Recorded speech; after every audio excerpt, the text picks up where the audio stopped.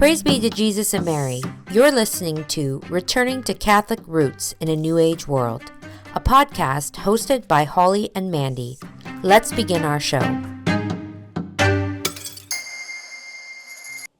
Hello, everyone, and welcome back to the podcast, Returning to Catholic Roots in a New Age World.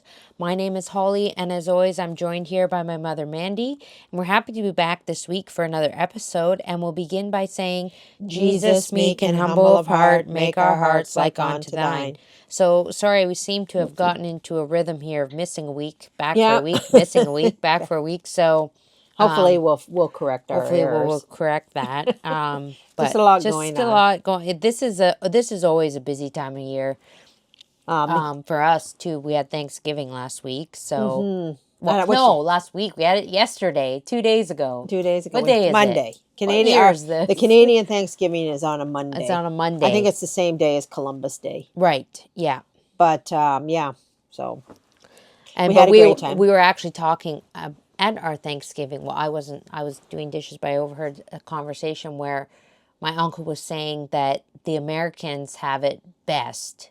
Yes. With their Thanksgiving, because your Thanksgiving, if any Americans listening, is on Thursday, right? Correct? Yeah.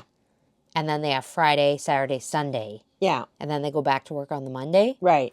Right? So you have your dinner on the Thursday, and then you've got a long weekend, essentially. Right. We generally celebrate Thanksgiving on the Sunday. We do, but this year we didn't because my son was away and working in Vancouver, and he came back Sunday night. So we waited for Monday to celebrate the Thanksgiving. But then, you have to go back to work on Tuesday, and we don't even go back to work. We didn't go back to work, but I couldn't find the initiative to do work. Yeah, you're so sluggish. Well, I did clean up. How many people did we have at my house? 31. 31 people. So that was a lot of cleanup. That's about 11 shy. Yeah. Of what we are in total. 40-something, 41. But or 42 or 43. I can't remember. It's a lot of cleanup, putting tables, chairs away, doing dishes, and we even used disposable plates this time, and it was still a lot of dishes. So right. I'm against that. I know you're against that, but my mom wanted to break out the Christmas plates, and I was like, well, speaking of breaking out the Christmas plates, I saw this is why, I'm sorry, but I do hate the Canadian Thanksgiving. Why? First of all, it seems pointless. I know, we're so far, it's so early. That's right, when we were in business, right? So now, for Canadians, fall is over. Right, yeah, I'm on to so Christmas. When we were selling retail. Not actually on to Christmas, but. Yeah. When we were selling retail, you won't sell another fall thing now. In Canada, no, right? So you had to move on to Halloween to sell anything, which we don't do. So we didn't move on to Halloween. But you're just kind of stuck in this retail limbo. Right. But I will say I have decided that I'm hand making all my gifts this year. Right. So I am kind of grateful in that way that our Thanksgiving is early, because now it's done. It's wrapped up in a tiny little bow and off it goes. Yeah. And now I can get to work on making all these gifts. Right. You know what I mean? Whereas I feel like the Americans, because they're... Actually, you know what? That is a question I wanted to put out. Yeah. To because I know we have a lot of American listeners, probably more so than Canadian listeners. Yeah. And I want you ladies, or gentlemen, if you're listening... to comment in the comments, and this may be different because we're Catholic and maybe, I don't know, but I was curious. How do you do that? How do you, well, actually, maybe this isn't a good spot to ask this because we're Catholic. I don't think it matters. But you know how on Instagram you see all the people, they're getting ready for Christmas, I guess, in November. Yeah. Or you see the reels. Well, they're getting ready now. Or you see the reels where it says... You see the funny reels where it says October 31st after the last trick-or-treater leaves, and then a big Christmas bow goes on the door or something, right? But how would Americans handle that? Because you still haven't had your Thanksgiving yet. Mm-hmm. So do you... Well, are you decorated for Christmas and you have your Thanksgiving while you're decorated for Christmas? I don't get it. Well, I heard some... I was watching this movie, and I thought, well, that was just beautiful.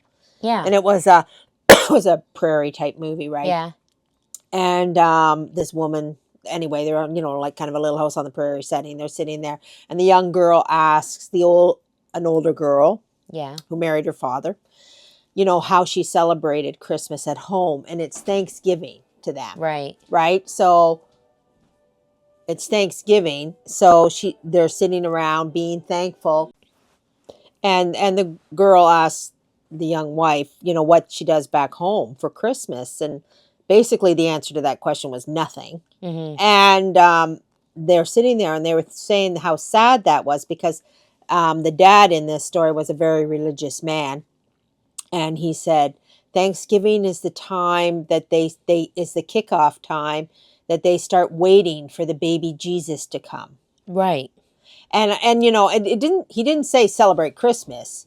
He said the waiting time. Right. And so so what I thought, well, I mean, how nice for the Americans that we don't have that. No, and this is so.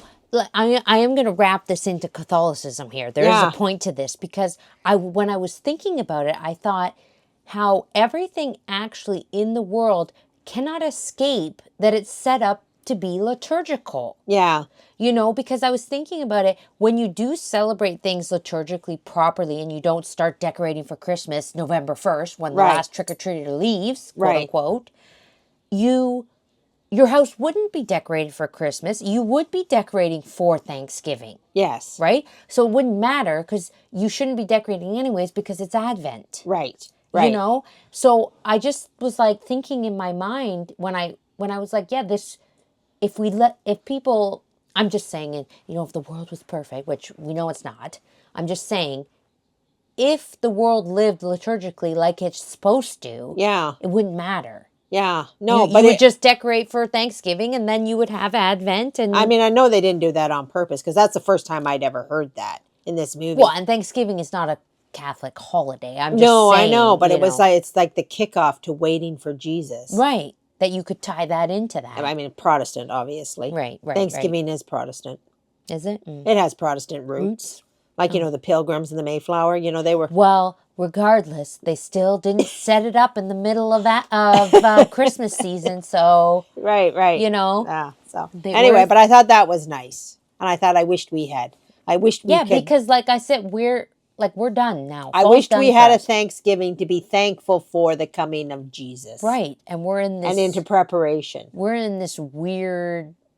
Oh, limbo sometimes of- it's so hot. We've had Thanksgiving outside, Right. like picnic tables. Yeah, I know. You know, it's weird. It's weird. It's weird, and then falls over. Right.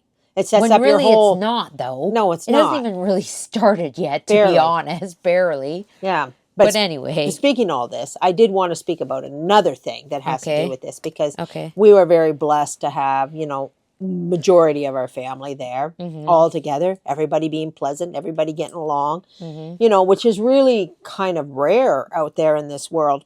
Right. And a couple of I had a couple of not things that didn't happen, but things I heard of that really disturbed me in the last couple of years. And one, you know, a YouTuber that quit her marriage, Mm-hmm. and I just thought that is the most ridiculous thing I've ever, like, it wasn't, you know, she wasn't like a beaten, you know, had to get away from, you know, a tyrannical man of some sort. She just didn't want to do it anymore. Yeah. And she wanted a better life for her children. So she decided that she would. And she says all that. She in says her all that. channel. It's, She says it's it all. Public knowledge. She says Public it all. knowledge. It's not. So she just wanted to do this. So, like, to her, a better life is minus a dad in your family. Yeah. And not like, okay, sure, you've gone like homesteading, Right. but she hasn't. She started, you know, living in a camper, whatever. Now she's in a tiny home, whatever. But I thought this is very disturbing that people think that this is a better life, that they break This up, is a positive thing. that they break up these families. Right. You know, and then I thought there was something else that happened. Somebody I know who broke up a family, Mm-hmm. and then she proceeded to move far away from her children with her new person. Right. And I'm just like, do you understand the damage that you are doing to your family unit, to your children? Well, there is none. You've destroyed it. They've destroyed it. And so and there is damage, like, even though the children are adults, like the daughter of the one person, she's on having her second, she's really angry. Yeah. You know, why would you do this to me? Like, I'm having my children, and now I need my mother and want to And be you've in this family unit, and you're off doing you somewhere. right.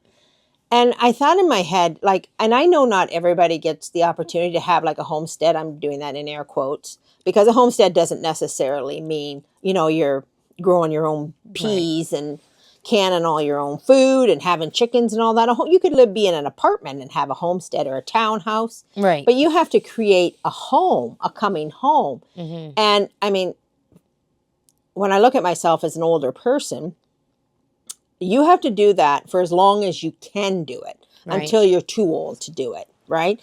And you have to think about it, that it's important that you do that, Right. that you keep the roots of your family until it's time for those roots to be passed on to the next person. Right.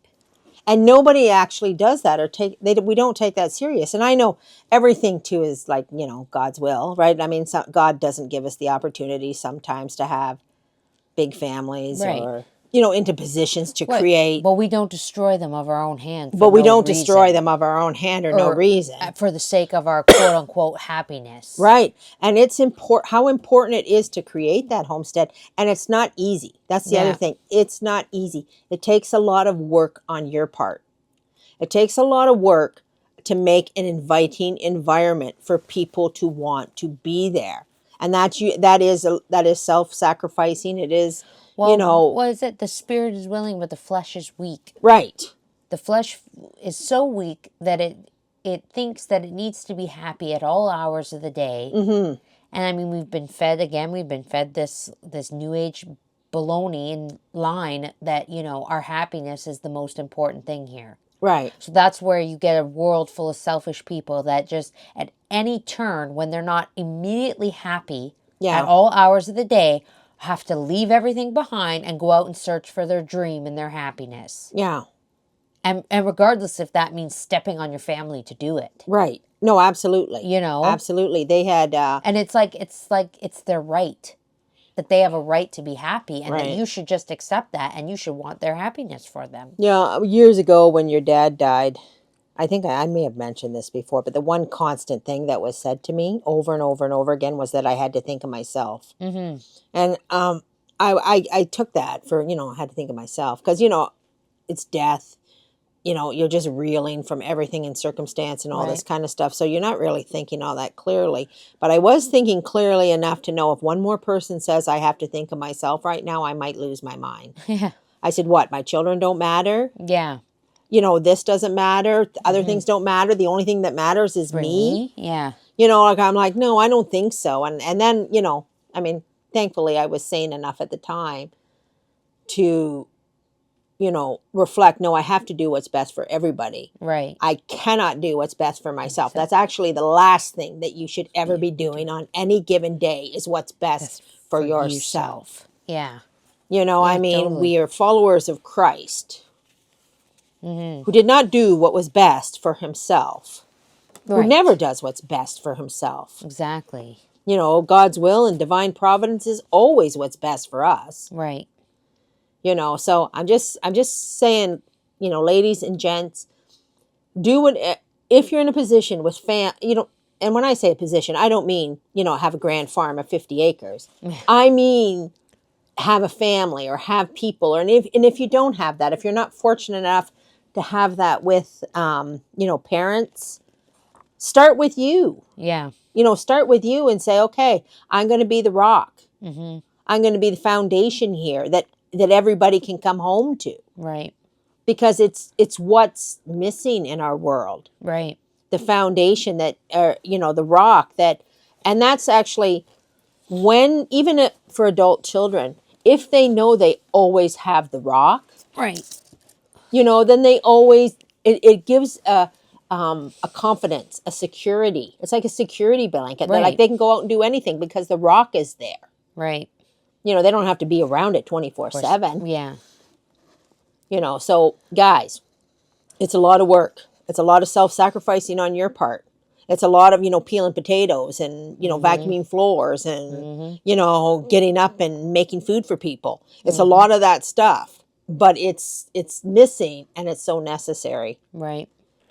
Yeah, so and on that note, I think that's a good spot to lead right into our book since we're talking about food and family and dinners and all kinds of conversations. And we're going to be talking about conversations at table. Oh,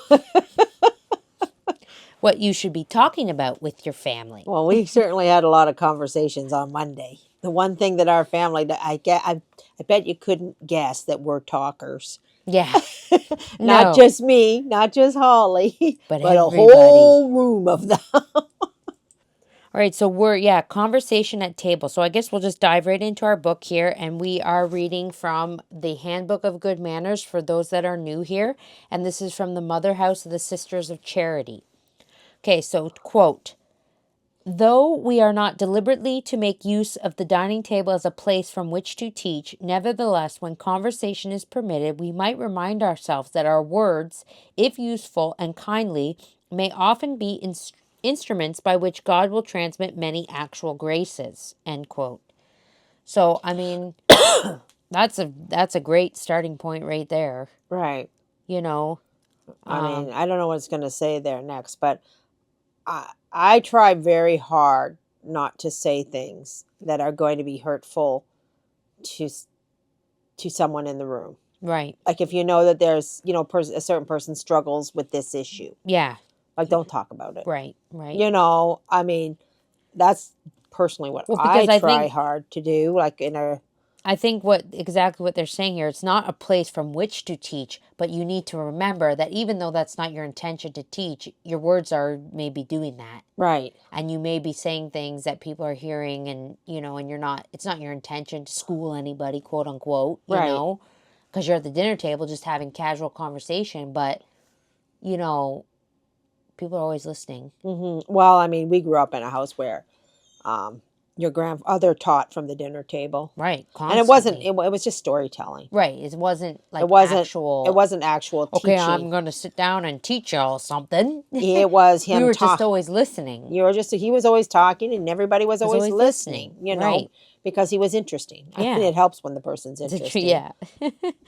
Okay, quote, it is significant that our Lord made the Last Supper the occasion for enlightening his hearers regarding some of his tremendous doctrines in references to the Blessed Trinity, to himself as a mediator, to the power of prayer and the commandment of love, the secret of union with God, and the coming of the Holy Ghost. In our own humble way, we can do much that is pleasing to him by observing the following directives. So here's their directives for conversation at the dinner table. Quote, take part in the conversation, but do not monopolize it. End quote. Let's stop right there. That's our problem. That's our problem right there. We have a lot of monopolizers in our family, and that's the problem. Is that people come, and I'm not bragging about this. I'm not saying this to brag about it, but we tend to be very loud, and we tend to kind of shout over one another. Yeah. And I think it's because we are a very loud family. And if you don't do that, then you're not heard. Yeah. I'm not saying it's correct. I'm not saying it's the right way to do things. But I do feel like that is our problem as a family, as a whole. Yeah. We try to monopolize every conversation. I know that I'm a monopolizer of conversation. I know that about myself. So I try really, really hard to be a wallflower. Yeah. You do you? I guess I'm not successful. I'm joking. No, I do. No, I can see the times where you're trying. Like I let other people talk.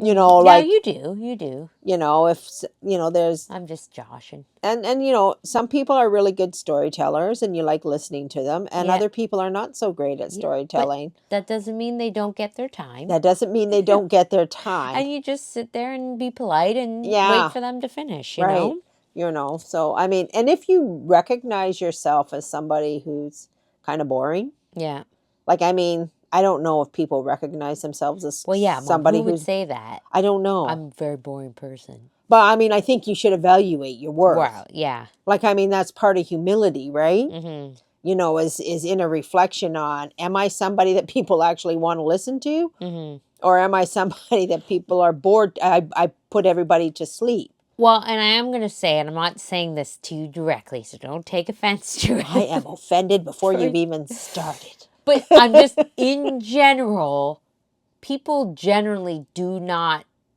take kindly to the people that monopolize the conversation. Right. Like, I mean, they may never say anything. No. But if you monopolize, it's important, and I can be that too. I'm saying this for myself. I can monopolize conversation. So I'm, in my mind, I'm trying to tell myself this. Like, a lot of people may be sitting there in their head going, "Oh my goodness, will you be quiet already?" No, 100%. You know what I mean? No, 100%. 100%. So we should recognize that about ourselves, is what I'm saying. And if you find, but I've had it though, where you're in a conversation and you're talking to someone one-on-one or even in a group, and you just keep going and going and going, and you're like, in my head, I'm going, stop talking. Why are you still talking? Yeah, no, I know. Zip it, Holly, zip. But I can't stop.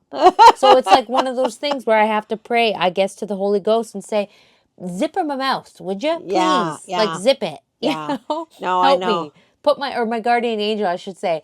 This is my new prayer. I'm going to make this my new prayer.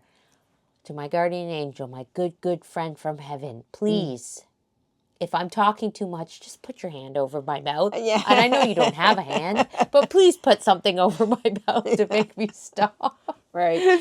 You know? There is a habit that I really hate more than anything in the world. And I think it is I don't do it. I never do it. Rambling? No. I ramble. I can ramble. That's okay. not Because I ramble. It's when you're in a meeting or you're listening to a speaker or something like that. And then there's always that person That asks a million questions? that asks irrelevant Or just any irrelevant question? questions. Right. You know, that are not, like, it's almost like, did you just sit there and try to think that up? I mean, for something to say? just for something to say so that you Yeah. could keep us all here longer. Like, I do think that you need to be sensitive to those around you. Yes. And if you know, especially if you have if there's a speaker and you have something that, you know, directly, you want to ask a question that maybe directly pertains to you. Well, find that person afterwards and Find ask that person them. afterwards and ask them. Or, you know, get make an their appointment. email or make it, yeah. Because, I mean, and I know that everybody out there, you know, whether you're in, you know, the safety meeting at work, Yeah.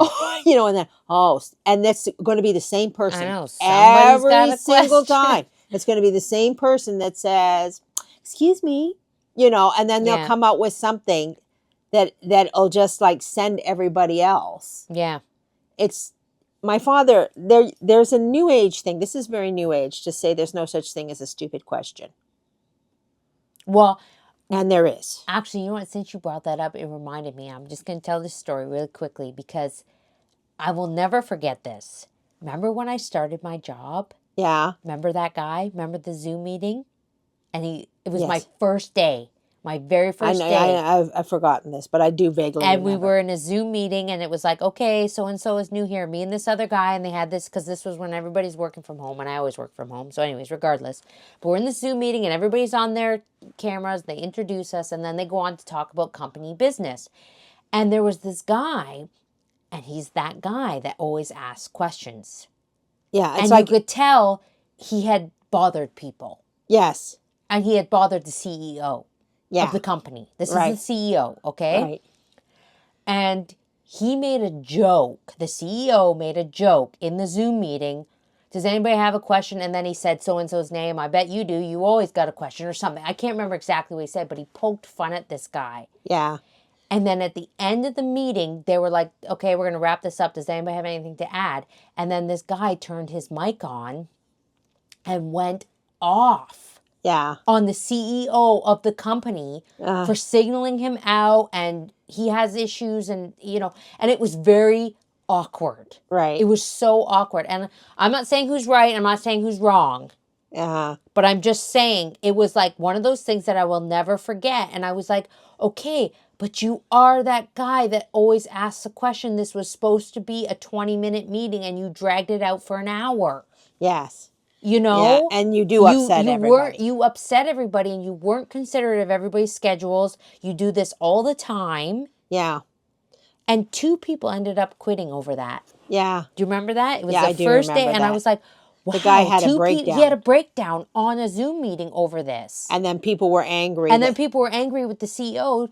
And another lady actually tendered her resignation over it too because she sided with this guy. And I was like, people are quitting over this? Like, I was just like, wow, this wow. is, to use the term snowflake. Well, yes. You know, like, I mean, and I'm sure this is a very over the top, but it actually happened. It was legit. And I was just like, but these people, this is your generation but too, this right? is, yeah. Or was he younger than you? He's probably younger than me. He's right. probably quite a bit Very, younger very than me. sensitive, very, very quick to offend. Yeah. You know, and they have been taught that there is no such thing as a stupid question. Well, and to be fair, the CEO is older than me by a few years, so he's my generation. Yeah. But he's the CEO of this company, and I'm going to tell you, he doesn't care. Yeah. He really didn't care. I mean, he made a joke. Was it a little bit tasteless? I don't know. Maybe. Was it a little bit inconsiderate, rude, putting him on the spot? Sure. I'll say. Well, but I the mean, CEO. he is the In the CEO. old days, they used to do worse than that. No, I know. And you've been monopolizing his meetings for months now. Mm-hmm. With dumb questions. With dumb questions, you know? Yeah. Because you were taught in a public school system that there's no such thing as a dumb question. And I mean, and I'm only saying this, and then we had to have another meeting after they quit where the CEO had to come out and say, so-and-so left over that, what happened in the meeting. This is not something that typically normally happens here because we were brand new. It was our first day and this happened. And he's like, this does not happen here. I don't know what that was. Yeah. You know, so he was kind of explaining himself and I was sitting there and I didn't say anything, but I'm like, I really don't care, you know, but it's just, you have to understand that and I'm saying this, I'm going to bring it back around to being a Catholic. These are the things we have to be on our guard about because we have to always be putting charity first. Right, right. You know, so we have to recognize that these things are problems. They can be problems for people. And if we're in a meeting, we have to be considerate of everybody. Yeah. And if we're at the dinner table, we have to be considerate of everybody. Years ago, a young girl I was with, and we were somewhere, and she was asking dumb questions to a person. Mm-hmm. And I'm looking at her, like they were really dumb. Like, and she was young, really, like a teenager, you know, really, like, I mean, they were just really dumb, silly questions. Mm-hmm. And when we got outside, I said, what was that? And she said, well, I'm just trying to make him feel better. I said, by asking dumb questions? I said, you just look dumb. Like, it just looked like you were patronizing him. An older man, you know. Yeah. And I said, don't ever do that again. Yeah. And she said to me, she said, well, there's no such thing as a dumb question. I said, that's a lie. That's a lie. Yes, there is. There is. Yeah. You know, you want to look silly?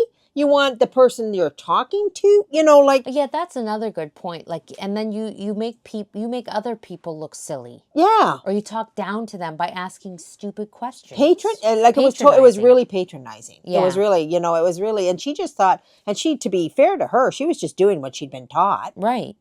Well, these are the errors. These are the errors. These are the errors, you know. And so if you don't know what to say, don't say anything.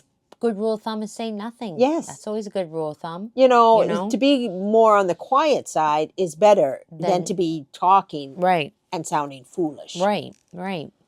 Okay, quote, try to keep the tone agreeable, pleasant, and cheerful, avoiding whatever might give pain or offense.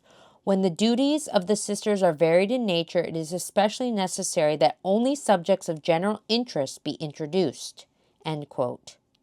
Mm-hmm. I mean, your tone should be agreeable, pleasant, cheerful, and always avoid things that give pain or offense. You know, don't bring up subjects or topics that are gonna. Yeah, well, I mean, they do have those memes out all the time about, you know, the left and the right mixing at Thanksgiving. Yeah. You know, so you know your rightish uncle comes into all the left, you know, and then you know, like you should in all consciousness avoid that stuff. Right, because, you know, the thing is like, you know, I know there's the thing about planting the seeds. Yeah. I get that. Mm-hmm. But, you know, I have to be in situations in my life where I know it's just better. There are certain subjects that we just don't talk about. Right. Because it's not conducive to anything. It's not going to be helpful. No. And I just know there are certain people in my life that are at a point where they would do far better from my behavior Yes. than my words. Like charity. I can do far better with behavior and actions than I can with words. By being kind, by not being ruffled by what people say Right, too. yeah. Because sometimes people are just goading you. Right. So it's You know, easier like just to when you're in zip these it and- situations, they're trying to, goad you. And, Yeah. So, quote, let criticism of all kinds be rigidly excluded. Resist the tendency to refer to the shortcomings of pupils, parents, teachers, patients, employees, or any other persons. End quote. So I imagine that's, because back then sisters were nurses, they were teachers, they were in all these positions. So, But I mean, what I would say when you're there, like, oh, my boss is such a jerk. yeah. Don't say it. Don't say the shortcomings. Don't talk about of it. Like, other I had to work people. with somebody, and you wouldn't believe what they are. Yeah.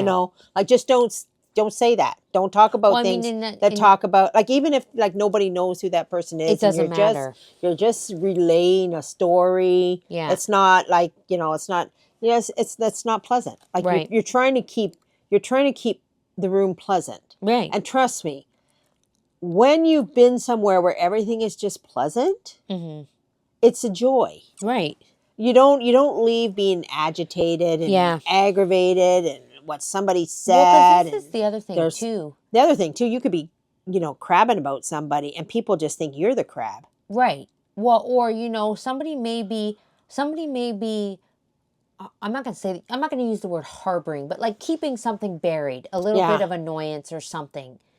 And then when you bring up your annoyances about something unrelated, completely unrelated, they're not related, but you bring that up and then it's like you may want to push that person to bring theirs up. Yeah. And they're trying really hard to keep it Yeah. mum, like Yeah. they're trying really hard to not let it bother them. But if you keep the tone pleasant and cheerful and just about, the gardening and weather and whatever, Mm-hmm. that may be helpful to that. In charity, that's helpful to that person to keep their mind off Yeah. their annoyance, whatever it may be. Yeah. And that's the same thing. It's that's how you affect people. Right. You either affect them negatively or you affect them in a positive like a positive way. Right. Right. I my Facebook friends will know that I did have to reset myself on Thanksgiving. Did you read my post? Yeah, I read your post. Oh, I was there for the prior of the resetting. I wasn't. I did tell you to cool it. I didn't say it like that, but you were all annoyed that I didn't have a roasting pan. And look at what happened. Okay, I'm going to tell this just because it's funny. And she's my mom, and this is how we go. So my mom brings 4 turkeys to Thanksgiving. And I only have one roasting pan, and she forgot her other roasting pan that she brought I forgot to a lot. Christmas. I was you forgot not- a lot. You were all over the place. And me and my other sister are sitting there, and we're watching her, and she's running around like the roasting pan or whatever you were saying. And at one point, I did look at Ronnie. I went, "What? Like, just who cares, Yeah. And then I was like, "Mom, just let's cook 3 turkeys. We'll just put the other one in the freezer, whatever we said." And how much turkey did we have left We over? had a lot. I knew we were going to have lots, but I always like to have lots. And then then the reason why I'm telling this, because then it was funny. At dinner, my sister, who was there, goes, "Aren't you glad we didn't cook that 4th turkey?"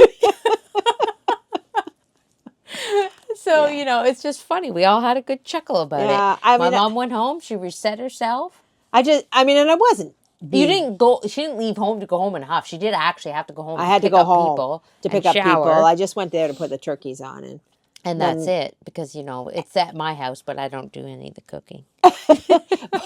but they. Maybe that's why you need to reset yourself.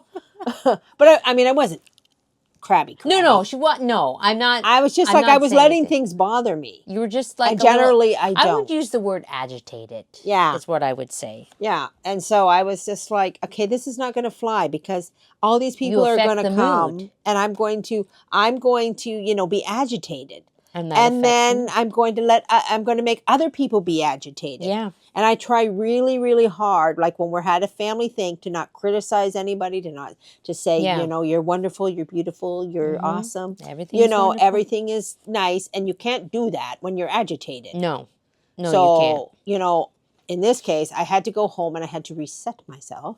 which I did, which You did. involves prayer. Yeah. Involves prayer and Not just a reflection. shower. There's Just a lots of shower and prayer. a couple Tylenol. No. And away we go. Go Take away. 2. So it was good. It's good. Well, that's just something that if you know that and you do that, that's, I mean, you can't fault somebody like at like every turn when they're trying. Yeah. You know what I mean? Like if you know that and you saw it, you recognized it, and you did something about it. Right. What more can we ask for? You know? No, I mean, 'cause Rather than just going, well, this is what it is, and I'm just miserable. You know? yeah, no. Like- I mean, and that's what today's world does. Well, and I'm going to say on the flip side too, though, if you see somebody and they're trying, Yeah. give them a little, you know, Uh-huh. give them a little props. I mean, you don't have to go and pat them on the back and say, good job, you did a good job resetting yourself. I'm just saying, you know, recognize that in people, and that's where the charity comes in. I don't think people generally see it. No, think they have to reset themselves. Right. They just go with the flow. They just go with the flow, yeah. The flow of being miserable. You know, and just say, well, this is it. This is the way it is, and that's what it is. Yeah. You know, but you can't do that. Well, now I got to remember the next time I need to reset myself. Not if you want things to go smoothly. And the grace is to flow. And the grace is to flow. Right. Okay, so quote, remember that loud tones of voice and loud laughter indicate a lack of training in good manners. We should speak in moderate conversational tone. Do you see how I brought my tone down there? I did. This is so funny because this is so on us. I know. And but I'm glad we're reading this because these are things that once it's put into my mind. Yeah. Then I do try to work on it. Yeah, no, me too. I do. I really do because I do know we are loud. I do know. And my husband said it to me too. Yeah. Why are you talking so loud? Yeah. Like, he'll say to me, take it down 30 notches. Yeah. And I'm like, yeah. Oh, yeah. You know, and then I'm like, you know, and I don't care. Like I am, or he'll say to me, why are you so angry? I'm like, I'm not angry. I'm just talking. Well, really? Because it doesn't sound like it, you know, but I'm like, we're just loud. My grandpa was loud. My grandma was loud. I'm not saying it's as an excuse. I really do try to work on everybody has their crosses. Everybody has their crosses. You know, other people are shy and they have to... And they have to try to force themselves to be in... And because, you know, shyness can also be mistaken for a lack of charity, too. Yes. You know, it's not... People, oh, she's just shy. Yeah. Well, sometimes that doesn't cut it for people. No, it doesn't cut it for people. And they go, no, she's rude. She's rude. Or she doesn't talk. Or she doesn't talk. You know, so I mean, there's people are all over the map here. You know, just because we're on the one end and we have to bring ourselves down, other people can be on the other end and they have to bring themselves up.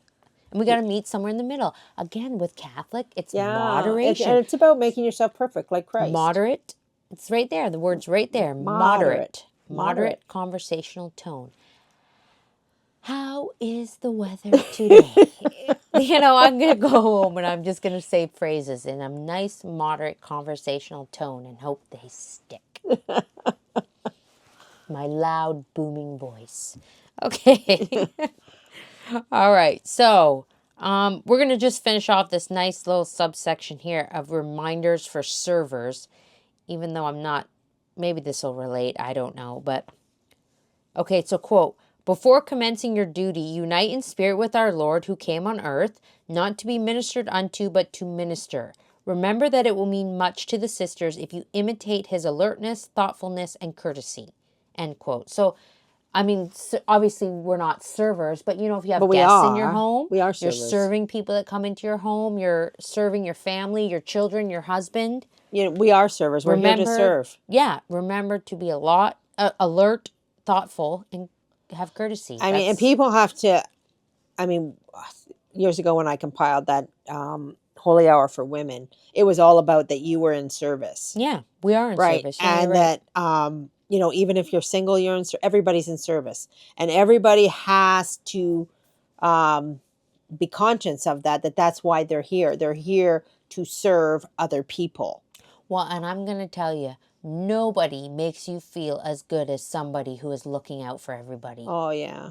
I got a And couple friends. There's one lady I know, and I don't know. I'm not going to mention her name because I don't want to put her on the spot. But She's this in woman Michigan. does an impeccable. I would say out of everyone I know, she is probably the best at it Yeah, no, I know, that I hands have down. ever seen in She my will be life. serving me She in would- my own home. Right.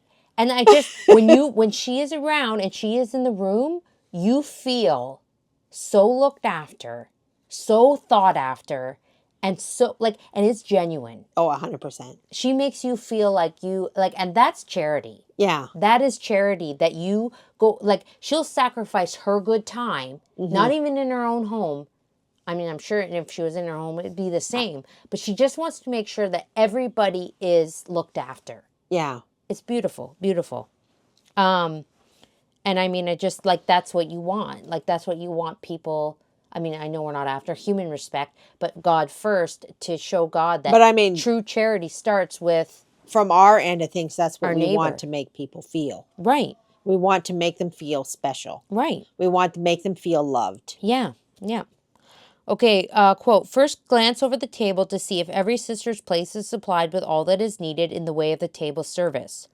From the left, serve all foods that are to be eaten. From the right, serve all liquids. From the left, remove soiled plates. Do not remove the platters or other service dishes too soon. A second serving might be needed. Keep the service dishes replenished if additional food is necessary. End quote. So those are just kind of, I mean, I don't really think they're that important. They're talking about how to serve. They're talking about how to food. serve if you were serving a dinner party. I mean, guess, I or do make very in the special. comment. I mean, I live with adults, right? So adults are not, but I try. Oh, he'll want the ketchup with this, and they'll Yeah, want the mustard so with this, and he doesn't have this without horseradish, and he doesn't, So I make sure everybody has, my mother has to have malt vinegar for her French fries. Right. It's that thoughtfulness. I make sure that, okay, this is what we're having, and this is what each individual person needs to eat this. This is the way they eat it. Right. So then I, deliberately make sure that stuff is there available to them. Right. It's just common courtesy, charity, and thoughtfulness at the end of the day. And, and again, that is making the graces flow. Yeah. When you're thinking about somebody else and not yourself, you're putting graces into And I'm going to tell you, your situation. The depression and anxiety is huge in our society, huge. Mm-hmm. There's nothing that gets rid of it faster than always thinking about other people. Yeah. The anxiety and the depression is a lot of thinking about yourself. And if you channel your thoughts into thinking of other people, well then, it keeps you busy. Yeah. Keeps your mind off of things, I find. I'll say, at Thanksgiving, I'm hosting. I didn't have a minute to think of anything. Yeah. Making sure, making sure people had drinks and making sure people were seated and making, and you're just busy. I would much rather be busy. Yeah. Doing things. Yeah.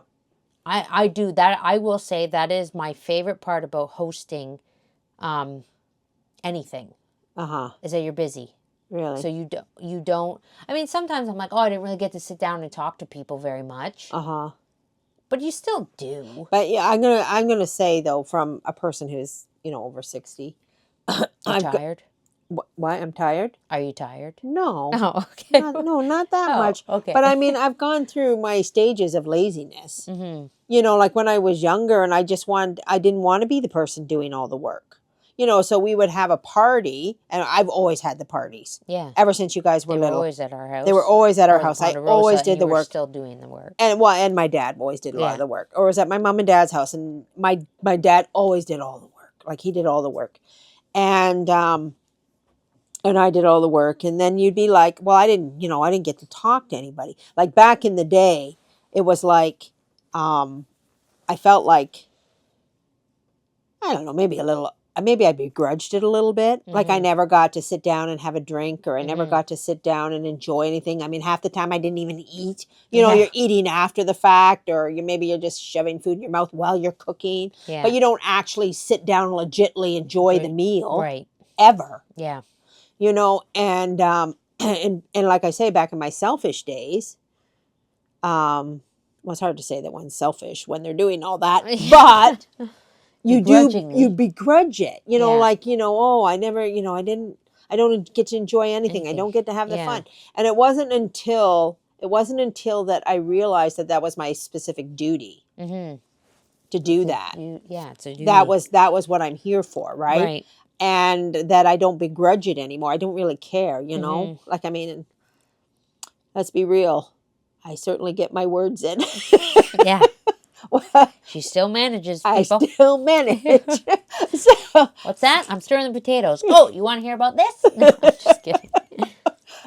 Well, it's helpful at my house that the kitchen is very right. central. It's central. So people are sitting in the kitchen. It's a big open kitchen, and people are sitting Yeah. there, and you can cook and talk at the same time. It's very I know, handy that but way. I think the key though too is not begrudging it, Not to just embrace it, just to embrace it. Yeah. to embrace it for love of Well, God. I mean, you find once you embrace any duty, regardless of what your duty is, Right. The duty is a cross. It's Yeah. a form of the cross, Yeah. right? It's a sacrifice. It's a service or whatever. The minute you embrace the cross, Yeah. the duty, it becomes less heavy. Right. Right. know, oh, absolutely. It doesn't, but if you're going to fight your cross your whole life, kicking and screaming, of course it's going to be heavy and burdensome and, Yeah. And that's when you don't get fight that, it. and that's when you get go resentful and bitter and go into pity angry trips. and pity trips. And then you fight the get cross. depressed, and then you're anxious, and then you're this, and then you're that. It's all when you fight the cross. I mean, and that's the thing. And everything, when you think about it, everything was our Lord's example. When they gave him his cross, the first thing he did, the very first thing our Lord did was hug his cross and kiss it. Yeah. He embraced the cross and kissed it. That's what we need to do. We need to take every cross that comes our way the minute we get it. Right. And I'm saying this for myself because it's something I need to work on very, very heavily, to not fight it. Right. The minute the cross comes into our life, whatever it is, embrace it, kiss it, and thank our Lord for an opportunity to sacrifice and suffer here. Right. I always next. Like, and I again, like, I've had a lot of practice at a lot of these things. And what always slays me is always when I think I've got something down pat. Yeah. Like, I got no problem with this. I'm doing my thing. Then all of a sudden something will, something new pops up. Something new pops up, and and then you find yourself doing a little more, not embracing it so much. And then you're like, oh, right, I'm Catholic. Right. I remember that thing, now. It's like this is the thing too. Like, we shouldn't expect in our life that it's like, okay, I embraced the cross, I kissed it, I embraced the cross, I'm offering this up, I got this one. Yeah. And then not to be so naive to think that another cross isn't coming up behind. Right. Yeah. We are meant to suffer. You want to do your suffering here. Mm-hmm. Don't think just because you embrace the cross, you're good and scot-free and away you go. Or that you've mastered it. No, too. Because we have to remain humble. We have to, we have to remain in that state of humility that, okay, that I've embraced it, but we want the next one to come. We do. You do. Yeah, you do. You want the crosses here. You do. Uh-huh. And I have to remind myself. Yeah, we say we want it till we actually cross, Holly. Remember that. You want this cross. Remember that. Skate, and punish me in this life, world, but spare me in the next. Right, right. Remember, you say that every Lent when you do the Stations of the Cross. I asked for this, dear Lord. I remember. That's what I'm trying to tell myself. You said. Yeah. Not anybody else. You said you had a lot of sins to make up for. Yeah. That's what I tell myself. Yeah. I did. I pray. I said, Lord, I know I have a lot of sins of the past I got to make up for. Well, then the cross comes, and then you're like, what? Why me? Oh, wait a minute. No, I said. You have to just keep reminding yourself. We're fickle, stupid human beings. Yeah. I'm a worm and no man. Yeah, St. Peter then said, Jesus, forgive me, Lord, I'm just a stupid man. Yeah. Anyways, well, I guess we'll leave it there because the next section goes into about manners at recreation. So I think we're away from the table. Yeah. We're moving away from the table. We're going outside. Yeah. So, and hopefully we can get over this slump of 1 week on, 1 week off. We're done Thanksgiving now, so we should be good, but I don't want to say anything. But just know that if we do miss a week here and there, it's just because we were busy. It's not anything, we're just busy. So hopefully, God willing, we'll be back next week. But until then, we do hope that you all have a very blessed and holy week. And may our Lord bless you and Our Lady guide you always. And Saint Saint Teresa, Teresa, pray for us.